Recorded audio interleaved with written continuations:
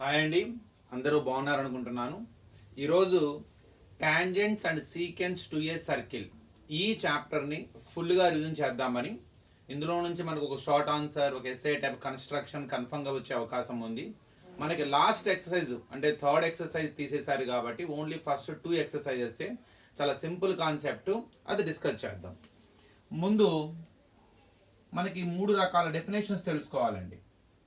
Circle మీద ఉన్న ఏ రెండు పాయింట్లని కలపగా వచ్చిన లైన్ సెగ్మెంట్ని కార్డ్ అంటారు. అడగచ్చు రేపొద్దున. Differentiate. So chord, tangent, secant. So chord is nothing but it is a line segment joining any 2 points on the circle.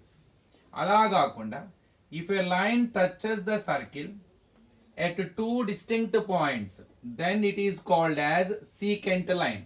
ఒక లైన్ గనక సర్కిల్ని 2 పాయింట్ల వద్ద టచ్ చేసుకుంటూ గనక వెళితే, if a line intersect the circle at 2 distinct points then that line is called as secant line అంటాం. అది లైన్ సెగ్మెంట్ అంటే ఇక్కడ సీకెంట్ లైన్. అలా కాకుండా if the secant line touches the circle at only 1 point, ఒకవేళ ఆ secant line ఏదైతే 2 పాయింట్లు అంటున్నామో అది ఒకవేళ 1 పాయింట్ వద్దే గనక టచ్ అయితే సర్కిల్ని, అది ఆల్సో రేడియస్కి పర్పెండిక్యులర్గా ఉండాలి. అలా గనక ఉంటే దాన్ని టాంజెంట్ అంటారు. So it is a simple difference between tangent, secant and card. So longest card, మళ్ళీ ఒక చిన్న మనకి 1 మార్క్ క్వశ్చన్ అడగచ్చు. లాంగెస్ట్ కార్డ్ అంటే ఏంటండి? సెంటర్ గుండా వెళ్ళాలి ఆ కార్డ్, దాన్నే డయామీటర్ అని కూడా అంటారు. సో డయామీటర్ ఎప్పుడు కూడా మనకి సీకెంట్ అవ్వదు, అది లైన్ కాదు, గుర్తుపెట్టుకోండి. Diameter also looks like a secant, కానీ అది లైన్ సెగ్మెంట్ కదా.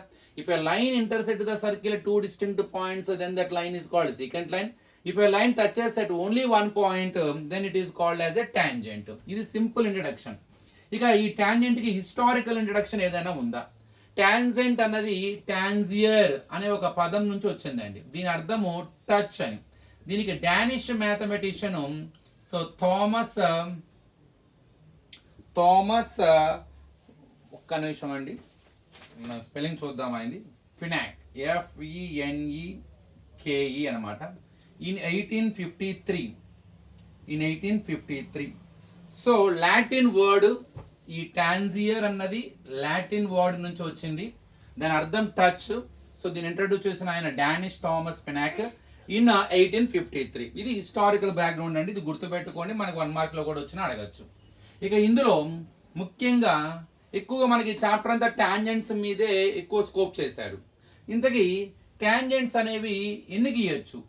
ఒక పాయింట్ వద్ద ఒక్క టాంజెంటే గీస్తాం, ఎందుకంటే అది రేడియస్కి పర్పెండిక్యులర్గా ఉండాలి. పర్పెండిక్యులర్ లైన్ ఎప్పుడు ఒకటే ఉంటుంది. So the relation between radius and tangent is perpendicular to each other. Wherever it meets the circle, that point is called as a point of contact. At that point we get right angle. So radius is always a perpendicular to tangent. Where they meet, that is a point of contact. At that point of contact we get 90 degree. We can draw only one tangent at the given point on the circle. Circle మీద ఉన్న ఒక point, ఆ మీద ఒక point వద్ద ఒక tangent గీస్తాం. మరి circle మీద మనకి ఇన్ఫైనైట్ పాయింట్స్ ఉంటాయి కాబట్టి ప్రతి పాయింట్ వద్ద మనం ఒక్కొక్క టాంజెంట్ గీయచ్చు, కాబట్టి ఒక సర్కిల్కి ఇన్ఫైనైట్ టాంజెంట్స్ గీయచ్చు అనమాట. ఇది గుర్తుపెట్టుకోండి. ఇక నెక్స్ట్ ఇందులో మోస్ట్ ఇంపార్టెంట్ అయిన అనదర్ కాన్సెప్ట్ ఏంటంటే ఇప్పుడు మనం డిస్కస్ చేసింది. సో సర్కిల్ ఏదైతే ఉందో రేడియస్కి పర్పెండిక్యులర్గా ఉంటుంది. అది theorem 9.1. How can you show that radius is perpendicular to the tangent and at the point of contact 90 degree ఎలా ప్రూవ్ చేస్తాము? నేను మీకు సింపుల్గా చెప్పడానికి ట్రై చేస్తాను, చూడండి. ఇదొక టాంజెంట్. సో XY అనే ఒక టాంజెంట్, ఇది OP is a radius. I have to show that OP is perpendicular to XY. అంటే angle OPX is equal to 90 అని ప్రూవ్ చేయాలి. So XY is a tangent to the circle whose radius is OP and where P is a point of contact, RTP. I have to show that angle OPX or OPY ఏదైనా పెట్టుకోవచ్చు. OPY is equal to 90 degree అని prove చేయాలి. దానికోసం నేను ఏం చేస్తున్నా అంటే I will take some other points on XY. So QRST ఇలా తీసుకున్నాను. Let QRST are the points on the tangent other than P.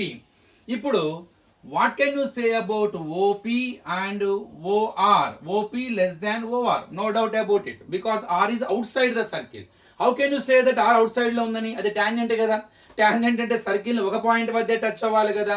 అంటే మిగతా లైన్ మొత్తం కూడా అవుట్ సైడ్ ద సర్కిలే ఉండాలి కదా. అంటే ఈ టాంజెంట్ మీద P అనే పాయింట్ తప్ప ఇంకా సర్కిల్ ఎక్కడ టచ్ అవ్వడానికి వీల్లేదు. ఒకవేళ క్యూఆర్ లోపల ఉండాలనుకోండి, కన్ఫర్మ్ గా అది లోపల నుంచి వెళ్ళాలి, అప్పుడు అది సీకెంట్ అవుతుంది కానీ టాంజెంట్ అవ్వదుగా. సో కంపల్సరీగా I can say that OP is less than OR. Same OP is less than OQ also I can say that. అలానే OP is less than OS I can say that. OP is less than OT I can say that. Because R, Q, R, S, T, whatever points are there, they are outside the circle because XY is a tangent, P is a point of contact. So I can say that OP compulsory గా మిగతా ఏ points కైనా సరే distance తో పోల్చుకుంటే తక్కువ distance ఉంటుంది. This is true for all the points, not only for these 4 points. This is true for all the points lying on the XY other than P. So ఇది ఒక్కదానికే కాదండి, ఏది క్యూకి ఆర్కి ఎస్కి టీకి కాదు, మిగతా పి అనే పాయింట్ కాకుండా XY మీద ఉన్న ఏ పాయింట్ కైనా సరే ఇక్కడ ఏం రాస్తాం, this is true for all the points on XY so other than P. కాబట్టి మనకి ఏమవుతుంది, so OP is the shortest distance. OP is the shortest distance from centre to points on tangent. అంటే tangent మీద ఉన్న points కి లేదా tangent కి centre కి మధ్య ఉన్న డిస్టెన్స్ లో ఓపీ షార్టెస్ట్ డిస్టెన్స్. మనకు ఆల్రెడీగా తెలుసు, we know that perpendicular is always shortest distance. Perpendicular is shortest distance or shortest distance is always perpendicular. Shortest distance అంటే పర్పెండిక్యులర్ గా ఉంటేనే షార్టెస్ట్ డిస్టెన్స్ అవుతుంది. కాబట్టి I can say that OP is perpendicular to XY. So I proved it. When I prove it OP is perpendicular to XY, I can say P is 90 degree. So ఇట్లా అండి. So ఓ నుంచి tangent కి ఉన్న దూరాలు OP shortest distance అవ్వటం, ఆ shortest distance ఇక్కడ 90 perpendicular కాబట్టి ఆటోమేటిక్ గా OP is perpendicular to XY. ఇది సింపుల్ థియరం అండి. ఇది బాగా ఇంపార్టెంట్. ఇది కొద్దిగా థియరం 9.1 అనమాట. ఇది మీరు కాన్సెప్ట్ అర్థం చేసుకొని మీరు ఓన్గా రాసినా కూడా ఇందులో సింపుల్. ఇక ఇందులో లెంత్ ఆఫ్ ద టాంజెంట్ కనుక్కోవడం అన్నది చాలా ఇంపార్టెంట్ అయిన మోడల్. పక్కాగా మనకు ఒక క్వశ్చన్ వచ్చే అవకాశం అయితే క్లియర్గా ఉందండి. నేను ఇందులో ఒకటి రాస్తాను చూడండి. Calculate the length of tangent from A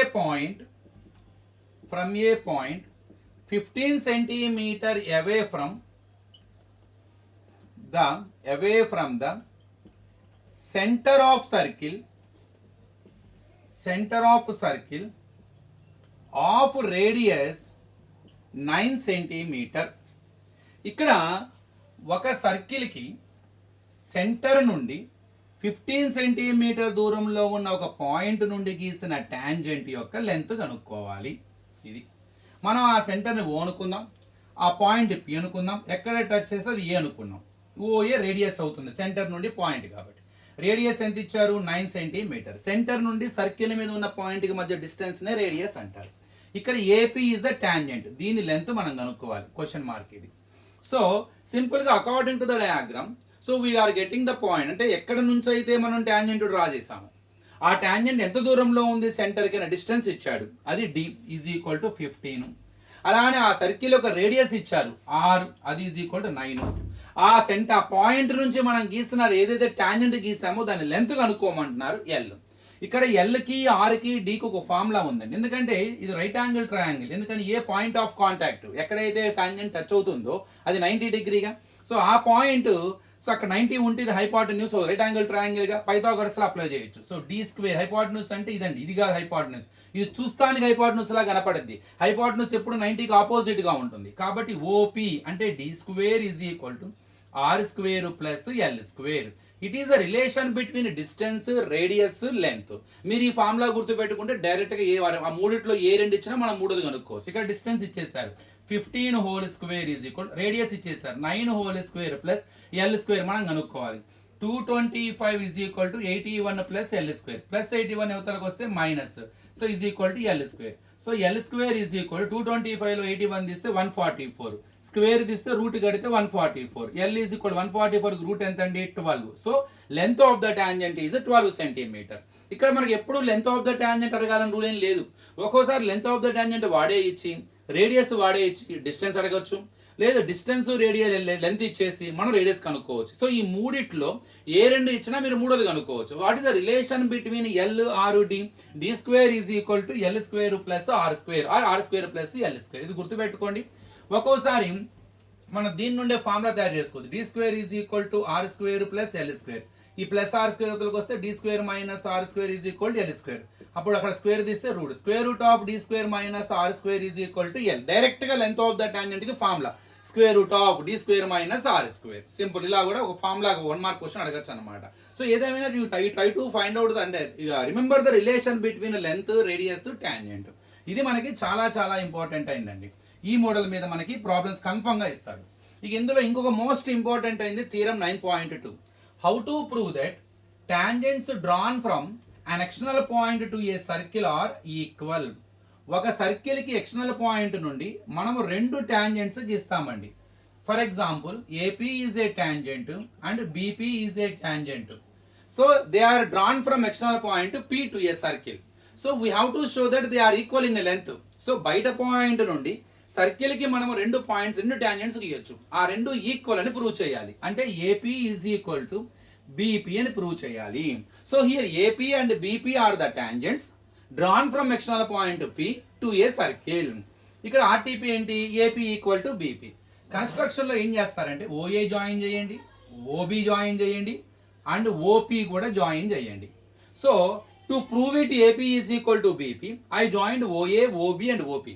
so ఇక్కడ ఎప్పుడైతే మనం జాయిన్ చేస్తామో ఇక్కడ మనకి point of contact A 90, B point of contact 90. రెండు రైట్ యాంగిల్ ట్రయాంగిల్స్ ఫామ్ అయినాయి.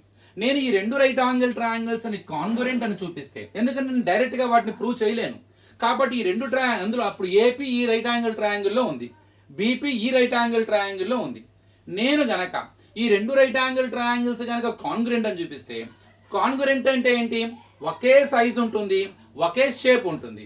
ఎప్పుడైతే ఒకే సైజు ఒకే షేప్ ఉంటుందో ఆటోమేటిక్గా అందులో ఉన్న ప్రతి కరస్పాండింగ్ పార్ట్స్ ఈక్వల్గా ఉంటాయి. ఇందులో నేర్చుకున్నాం.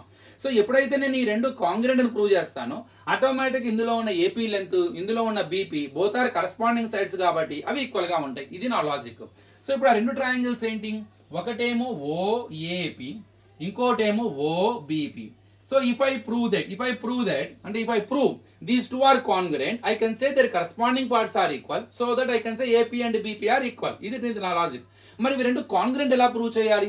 మనం 9th లో ఆల్రెడీగా కొంత ఐడియా ఉంటుంది. రెండు ట్రయాంగిల్స్ కాంగ్రుయెంట్ అవ్వాలంటే కొన్ని క్రైటీరియా ఫాలో అవ్వాలి. అంటే ఏమిటి అవి? ఎస్ఎస్ఎస్ కానీ, ఎస్ఏఎస్ కానీ, ఆర్హెచ్ఎస్ కానీ, ఇలా ఏఎస్ఏ కానీ, ఇలాంటి వాళ్ళు ఏదో ఒకటి అయితే ఏదో ఒకటి సాటిస్ఫై అయితే I can say that they are congruent. ఇప్పుడు చూద్దాం ఏ క్రైటీరియా మనకి కాంగ్రుయెన్స్ క్రైటీరియా ఇక్కడ సాటిస్ఫై అవుతుంది.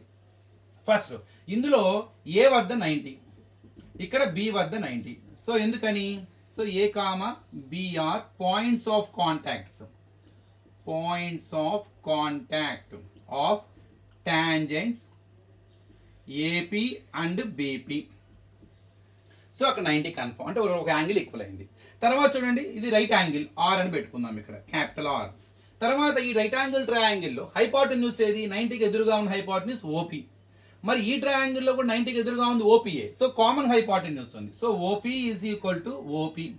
దీన్ని కామన్ హైపోటెన్యూస్ అంటారు. సో ఒక హెచ్ హైపోటెన్యూస్. ఇంకొకటి కనుక అయితే ఆర్హెచ్ఎస్ అనే క్రైటీరియా ద్వారా రేపు కాంగ్రుయెంట్ అవుతాయి. ఇప్పుడు ఇందుకు మూడోది ఏంటి? ఇక్కడ చూడండి, ఓఏ సెంటర్ నుండి సర్కిల్ మీద ఉన్న పాయింట్ మధ్య డిస్టెన్స్ ఏమంటాం? రేడియస్. మరి ఇక్కడ కూడా సెంటర్ నుండి పాయింట్ మధ్య ఉన్న డిస్టెన్స్ ఓబీ కూడా రేడియస్. మరి రేడియస్ ఎప్పుడు ఎక్కడైనా సేమే ఉంటుందిగా, కాబట్టి OA is equal to OB, same radii, plural అన్నమాట. రేడియై అంటే ఒక ఎస్ సైడ్. సో ఆర్హెచ్ఎస్ అనే క్రైటీరియా ద్వారా now I can say that they are congruent. So triangle OAP is congruent to triangle OBP. ఎప్పుడైతే రెండు ట్రయాంగిల్స్ కాంగ్రుయెంట్ అయినాయో they are equal in size, they are equal in shape. అవి ఎప్పుడైతే equal shape equal size ఉంటాయో వాటి corresponding parts అన్ని equal, అంటే angles అయినా కావచ్చు సైడ్ అయినా కావచ్చు. అంటే కన్ఫర్మ్గా ఇందులో ఉన్న ఏపీ లెంత్ ఎంత అయితే ఉంటుందో ఇందులో బీపీ లెంత్ కూడా అంతే ఉండాలి. So AP is equal to BP, hence proved. CPCT అంటే corresponding parts of congruent triangles. So ఇది మనకి చాలా చాలా ఇంపార్టెంట్ అయిన థీరం అండి, ఇది బాగా నేర్చుకోండి మీరు. ఇందులో ఇంకొక మనకి 4 మార్క్స్ క్వశ్చన్ ఒకటి ఉంటుందండి, చాలా ఈజీ అది. స్టేట్మెంట్ 4 ఉంటుంది అనమాట. A quadrilateral A B C D touches the circle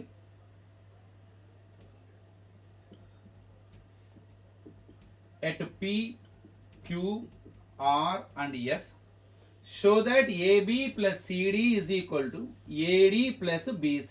ఇది ప్రూవ్ చేయమంటారు. Here ABCD is a quadrilateral which touches the circle at P, Q, R and S shown in the figure. We have to show that AB plus CD equal to AD plus BC. ఇప్పుడు మనం నేర్చుకున్న థీరంని apply చేస్తాను ఇక్కడ. ఇప్పుడు నేర్చుకున్నాం ఒక సర్కిల్కి బయట నుండి రెండు టాంజెంట్స్ గీయొచ్చు, అవి రెండు ఈక్వల్. ఇక్కడ ఇంతకీ మనం ఎంతసేపటికి క్వాడ్రిలేటరల్ సర్కిల్ చూస్తున్నాం, కానీ మనకి టాంజెంట్స్ ఉన్నాయి చూడండి. ఏ ఎక్స్టర్నల్ పాయింట్ ఏ నుండి గీసిన చూడండి సర్కిల్ ఒక పాయింట్ వద్దే టచ్ చేస్తుంది, అంటే ఏపీ ఈజ్ ఎ టాంజెంట్. అలానే ఇక్కడ కూడా ఏఎస్ ఈజ్ ఎ టాంజెంట్, అంటే ఇది బయట పాయింట్ నుంచి గీసిన రెండు టాంజెంట్స్ కదా, ఇవి రెండు ఎలా ఉంటాయి? ఈక్వల్. సో ఇక్కడ రాస్తాం we know that tangents drawn from an external point to a circle are equal. So from the figure అని పెట్టేసి AP is equal to AS. ఎందుకయ్యా అంటే tangents drawn from external point A అనే point నుండి గీసిన tangents. ఇలాంటివి మనం ఇంకా ఉన్నాయి. బి అనే ఎక్స్టర్నల్ పాయింట్ గీస్తే BP is a tangent, BQ is a tangent. So ఇటు ఒక పి ఉంది కాబట్టి ఇక్కడ బీపీ రాయండి, అటు పక్క క్యూ రాయండి. అలానే C is an external point, C నుండి గీసిన టాంజెంట్స్ రెండు ఉంటాయి, CQ and CR, they are equal according to the theorem. So R ఇక్కడ ఉంది, సిక్యూ క్యూ ఇక్కడ ఉంది కాబట్టి ఇక్కడ సిక్యూ రాయండి, ఇక్కడ సిఆర్ రాయండి. ఇక డి ఎక్స్టర్నల్ పాయింట్ అయితే డి నుండి గీసిన టాంజెంట్స్ రెండు ఉంటాయి, DR equal to DS, R వైపు ఉంది కాబట్టి ఇక్కడ DR equal to DS. Same letters ఒకవైపు వచ్చే విధంగా ప్లాన్ చేయండి. ఈ 4 ఈక్వేషన్స్ ని యాడ్ చేద్దాం. ముందు ఎల్హెచ్ఎస్లు AP plus BP plus CR plus DR. ఒక 1 మినిట్ ఇక్కడ రాస్తాను. AP plus BP plus CR plus DR equal to RHS. AS తర్వాత ముందు డిఎస్ రాద్దాం. AS plus DS plus BQ plus CQ. From the figure AP plus BP gives AB, CR plus DR gives CD, AS plus DS gives AD, BQ plus CQ gives BC. So I proved it. AB plus CD is equal to AD plus BC. చాలా simple అండి ఇది. ఇంక ఇందులో మనకి construction మీకు తెలిసిందే, అది 8 మార్క్స్కి. కానీ షార్ట్ ఆన్సర్స్లో కూడా ఒక కన్స్ట్రక్షన్ ఇస్తారండి. అసలు ఒక సర్కిల్ మీద ఉన్న పాయింట్ వద్ద ఎలా టాంజెంట్ డ్రా చేయాలి. So draw A tangent at a point on the circle అంటాడు. అంటే ఒక సర్కిల్ ఏదో ఇస్తాడండి, 4 సెంటీమీటర్ రేడియస్ ఒక సర్కిల్ డ్రా చేస్తాం అనుకుందాం. దీనికి ఒక టాంజెంట్, ఈ సర్కిల్ మీద ఏదో ఒక పాయింట్ వద్ద నేను టాంజెంట్ గీయాలి. ఇప్పుడు నేనేమంటానంటే ఎలా గీయాలి, ఫస్ట్ మీరు ఇది రేడియస్ కదండి, ఎంతో 4 సెంటీమీటర్ ఉంటుంది. మీరేం చేస్తారు, ఇదే 4 ఎక్స్టెండ్ చేయండి, ఇక్కడ ఇంకో 4 సెంటీమీటర్ తీసుకోండి, జస్ట్ ఎక్స్టెండ్ చేయండి, ఇట్లా ఎక్స్టెండ్ చేసుకోండి. దీనికి పర్పెండిక్యులర్ బైసెక్టర్ గీయండి, ఎందుకంటే మనం గీసేది టాంజెంట్, అది రేడియస్కి పర్పెండిక్యులర్గా ఉండాలి. సో మనం ఈ మొత్తం టోటల్ 8 కదా, 8లో హాఫ్ కన్నా ఎక్కువ తీసుకోండి, హాఫ్ అంతా 4 కన్నా ఎక్కువ 4.5. ఇక్కడ నుంచి పైకొక ఆర్కు కిందకొక ఆర్కు, ఇక్కడ నుంచి పైకొక ఆర్కు కిందకొక ఆర్కు, వెంటనే వీటిని కలపండి. కన్ఫర్మ్గా అది ఆ పాయింట్ గుండా వెళ్తుంది, అది పక్కా 90 డిగ్రీ ఉంటుంది. సో సింపుల్ అండి. How to construct a tangent at the point on the circle. Circle మీద బయట పాయింట్ నుంచి గీసిన టాంజెంట్, అది 8 మార్క్స్ కండి. ఇక్కడ సర్కిల్ మీద ఉన్న ఒక పాయింట్ వద్ద ఎలా గీయాలి, ఏం లేదండి, రేడియస్ కొద్దిగా ఎక్స్టెండ్ చేసి 4 అయితే 4 డబల్ చేయండి, 8 అవుతుంది. దానికి పర్పెండిక్యులర్ బైసెక్టర్ గీయండి, automatic is perpendicular to the radius in touch the circle at only 1 point. Compulsory centre గుండానే వెళ్ళాలి. 8లో హాఫ్ ఎంత 4 కదా, కరెక్ట్గా ఆ పాయింట్ వద్దే పోతుంది అనమాట. సో ఇది గుర్తుపెట్టుకోండి. సో నెక్స్ట్ వీడియోలో కూడా ఇంకొన్ని దీన్ని కంటిన్యూ చేద్దాము. ఇట్లానే మిగతా ఇంకా 2-3 ప్రాబ్లమ్స్ ఉంటాయి, డిస్కస్ చేస్తాను. ఇంతలో మీకు రివిజన్ అయిపోతుంది అనమాట. So thank you.